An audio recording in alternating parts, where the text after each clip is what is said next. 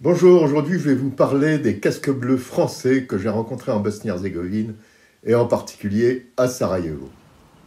Mais alors, avant toute chose, j'aimerais rendre un hommage à ces 84 Français qui sont morts pour porter secours à la population serbe, bosniaque et croate. Ces jeunes gens ont été exposés à tous les tirs venant de toutes les lignes de front sans pouvoir riposter.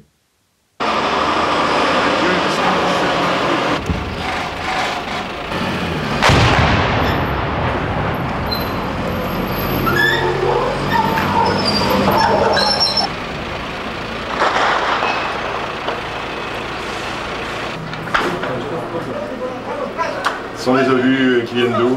Alors je peux pas vous dire. Ici on sait pas trop quoi. Ça va, ça vient un peu de partout.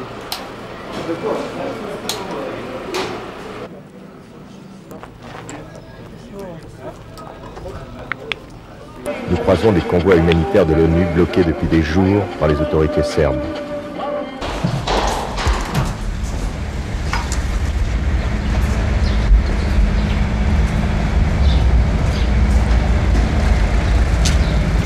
Le papa mobile arrive là. Il arrive.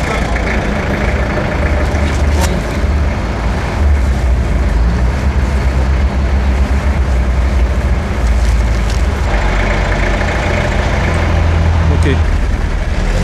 Muller, on passe dans l'ordre. Mon VBL avec un de tes commandos, la papa mobile et ton VBL derrière. À proximité des tranchées.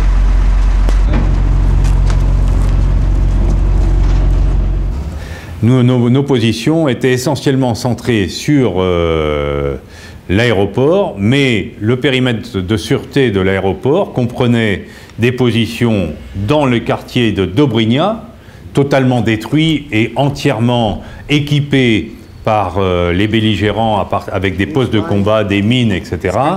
Et les belligérants nous encerclaient, nous aussi, totalement, encerclaient à la fois Sarajevo et l'aéroport. Comme nous devions défendre l'aéroport, nous étions encerclés par l'ensemble des belligérants. Et j'avais dans mon bataillon 4 zones, à l'est et à l'ouest des zones serbes, au nord et au sud des zones bosniaques. Toutes ces zones étaient occupées par des positions de snipers, des positions de blindés, des positions, des mines en quantité énorme, et nous ne pouvions pas nous déplacer d'un bord à l'autre sans être pris à partie ou sans courir le risque de sauter sur des mines, ce qui était malheureusement déjà arrivé. Pour les Serbes, il s'agissait de s'emparer de l'aéroport pour pouvoir terminer totalement le siège de Sarajevo. Pour les Bosniaques, il s'agissait de conserver un accès par les tunnels au ravitaillement venant de l'extérieur et empêcher justement le bouclage du siège. En effet, ces militaires de carrière, mais pas seulement de carrière, mais aussi des appelés, ont été confrontés à des scènes de guerre totales, avec pour mission de protéger la population sans pouvoir se protéger eux-mêmes, des tirs des différentes factions, qu'elles soient serbes, bosniaques ou croates. Outside. Okay. Only outside.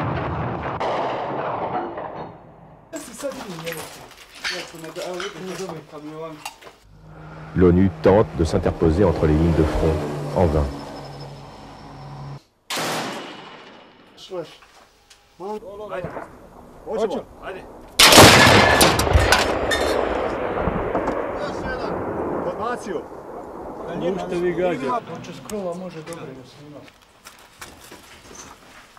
Ils étaient dans l'impossibilité de riposter aux tirs des milices.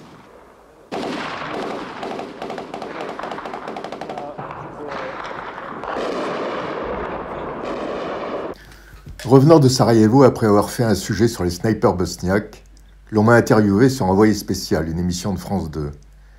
J'ai été clair là-dessus. Il fallait que les troupes de l'ONU puissent riposter ou ne pas y aller. Toute la presse écrite française s'est déchaînée contre moi. C'était un scandale. Est-ce que ça vous fait pas penser au Liban d'il y a quelques années? Tout à fait, tout à fait. Moi, j'ai fait pas mal de reportages au Liban. C'est tout à fait comparable. Et alors, qu'est-ce qui peut se passer maintenant? Personne ne le sait. Personne ne le sait. Ces bandes pillent, tuent n'importe qui, n'importe où. Eh bien, moi, je pense qu'il aurait fallu des règles beaucoup plus strictes pour que nos soldats puissent se faire respecter par les acteurs de cette guerre. Car il fallait s'interposer entre les Serbes et les Bosniaques, mais pas seulement les Serbes et les Bosniaques. Il fallait faire taire également les armes entre les Croates et les Bosniaques, et entre les différentes factions bosniaques, et en même temps protéger les civils.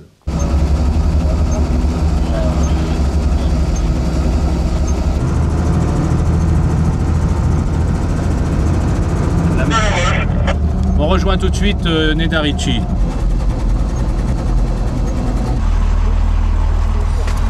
Mais maintenant, mon bataillon a pris le contrôle de cette zone et tout ce que nous pourrons vous apporter, nous le ferons de tout cœur.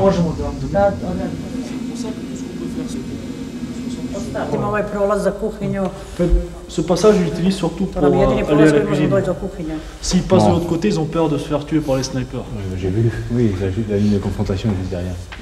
Mais on viendra voir pour cet obus de jour aussi.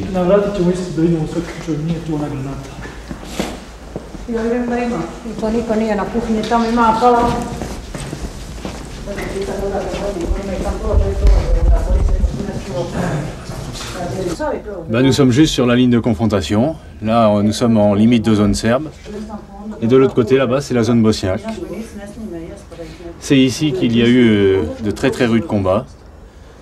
Et ça peut être dangereux. On ne va pas rester très longtemps.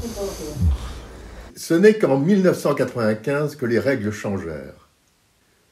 Alors que les milices serbes avaient pris en otage 11 casques bleus français sur un pont, point clé de Sarajevo, et le président Chirac ordonna la reprise du poste et la libération des otages.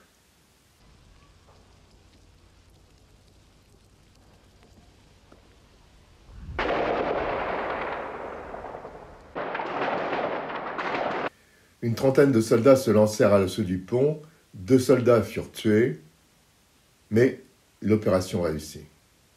Alors ça illustre bien le passage d'une situation de plusieurs années durant lesquelles les casques bleus étaient complètement passifs, du fait des instructions reçues, à une situation équilibrée où nos armées ont pu enfin, 3 ans après les premiers engagements en Bosnie, être dans une position de riposter.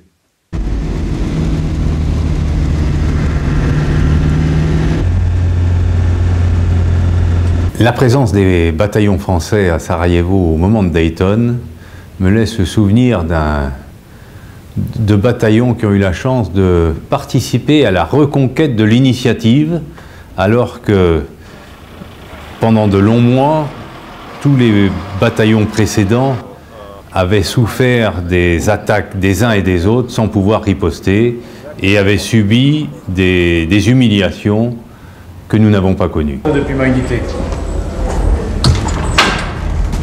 Scorpion, tu viens? 1h30 depuis Magnité.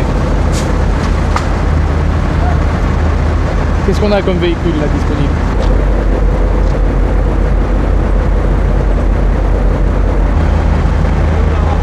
Aujourd'hui, il y a une protestation serbe contre des soldats bosniaques qui renforceraient leurs tranchées. Donc on va passer sur l'axe, voir ce qu'il en est exactement, de façon à pouvoir éventuellement faire cesser les travaux qui peuvent être interprétés comme une violation du cessez-le-feu. Le tunnel qu'on vient de voir sert à quoi? Bon, les tunnels, vous savez très bien qu'il y avait à un moment un siège de la ville et que pour permettre de ravitailler la population, les forces bosniaques ont creusé un tunnel sous l'aéroport de façon à faire passer à la fois de la nourriture et faire passer aussi les personnels. Et des Peut-être armes, autre non? chose. Ouais. Ça nous ne pouvons pas le contrôler, donc il y avait peut-être autre chose qui passait. Actuellement, une relève là, des bataillons, on a des camions dessus.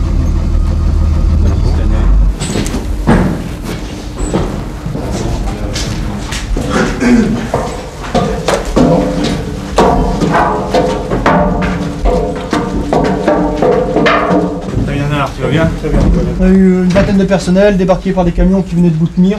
Les véhicules ont fait demi-tour au niveau de l'entrée du tunnel et ont fait demi-tour. Les personnels étaient avec sacs et armes. D'accord. Alors, quelle a été la mission des troupes françaises à Sarajevo après l'accord de Dayton? Dès la signature des accords de paix, de casques bleus, nous sommes devenus des soldats de l'OTAN qui imposaient une solution sur le terrain, avec des autorisations de mouvement, d'opération beaucoup plus larges que celles que nous avions lorsque nous étions casques bleus. Les accords de Dayton prévoyaient, au plan politique, des échanges de territoires où étaient stationnées des troupes serbes et des populations serbes à l'entité bosniaque, et inversement, avec effectivement une majorité de transferts de territoires serbes vers l'entité bosniaque. Eh bien, ça s'est passé mieux que nous le pensions, parce que nous pensions qu'il y aurait davantage de combats. Ça ne s'est pas passé sans drame, puisque pour la ville d'Iliza, par exemple, qui était à proximité immédiate de l'aéroport, cette ville est dominée par quelques minarets, mais surtout par des clochers d'églises orthodoxes. L'ensemble de la ville passant sous contrôle de l'entité bosniaque, les populations serbes ont dû abandonner leurs maisons, leurs églises, leurs cimetières. Ça ne s'est pas fait sans drame. Alors moi, franchement, quand je vois ou j'entends que l'on accuse les troupes de l'ONU d'avoir pris parti, cela me révolte. Le seul parti pris des troupes françaises a été la paix en Bosnie-Herzégovine et surtout d'aller au secours des populations. On peut avoir la satisfaction de dire nous avons arrêté les combats en Bosnie, nos camarades français qui sont morts et alliés, qui sont morts ou ont été blessés là-bas, ne l'ont pas été pour rien. Les populations ne sont plus opprimées comme elles l'étaient par les uns ou par les autres. On peut donc se réjouir d'une certaine paix qui est en place. Pour le reste, c'est à l'Europe maintenant de voir si elle peut accueillir en son sein ces régions et si elle peut accompagner la préservation de la paix dans ces régions. Alors j'espère que vous avez aimé ce récit. À très bientôt sur ma chaîne. Et puis, n'oubliez pas le pouce. Au revoir.